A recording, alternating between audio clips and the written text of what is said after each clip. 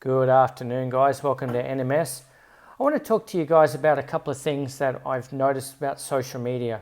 Obviously, a lot of people believe in this whole ketogenic approach and intermittent fasting approach based on the fact that they believe that insulin spiking is going to cause body fat gain and you've got to avoid insulin spiking. So I'm going to go over 6 variables that I think are important so that you can understand how to lose or gain fat based on your diet.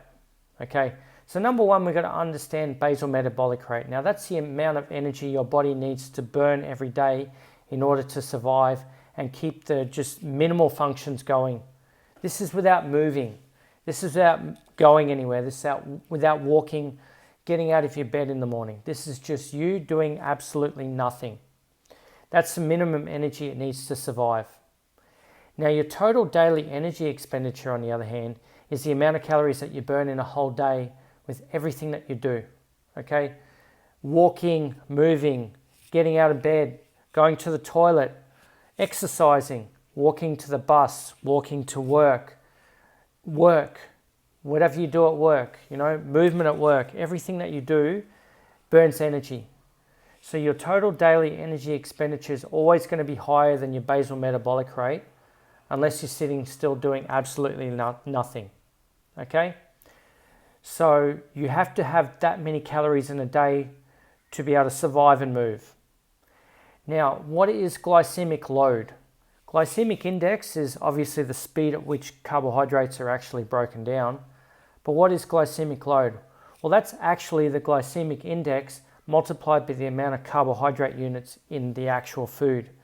So let's say you have a low glycemic food and only has 10 grams of carbohydrates in it. So you multiply the glycemic index by the glycemic load, and that's how much glucose units you actually need to secrete insulin for.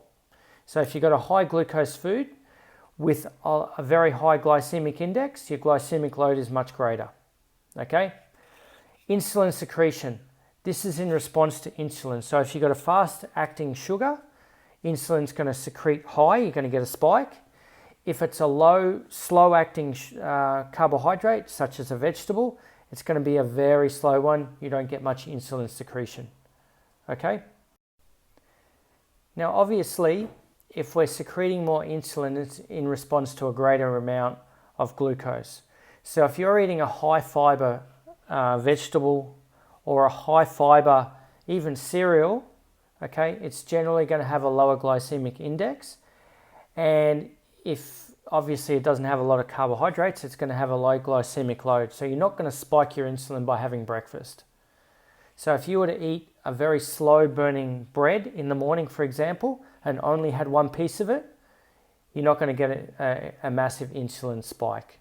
Okay, so you've got to understand that.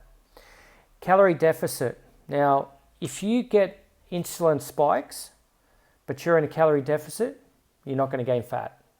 Okay? It's impossible. Your body needs a certain amount of energy. It needs basically your total energy expenditure every day. It needs to meet those demands before it's even going to start storing fat. Okay?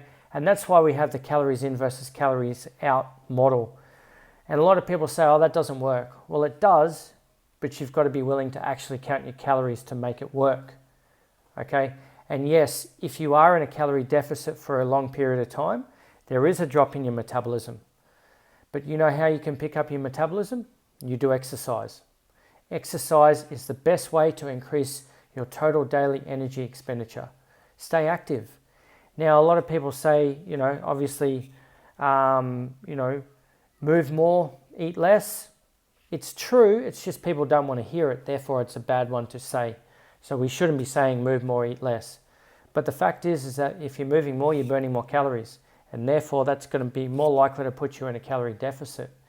Hence why people that regularly go to the gym and they're consistent with their gym are generally not overweight, unless of course they're eating all the wrong foods and they have to eat a lot of food in order to gain more weight than someone who's sedentary. Now, fat loss versus fat gain. Now, obviously, from the first 5 variables, fat loss is going to happen if you're in a calorie surplus. Fat gain is going to happen if you're in a calorie deficit. regardless of whether you get insulin spikes from the carbohydrates you're eating. But if you want to avoid insulin spikes, eat less carbohydrates and eat more slower burning carbohydrates like vegetables and high fiber foods, okay? Also mix it with meat because that also slows down the digestion of it and it's more satiating, okay? So basically, guys, if you want to lose weight, okay, insulin spikes only matter if you're in a calorie surplus. Just remember that.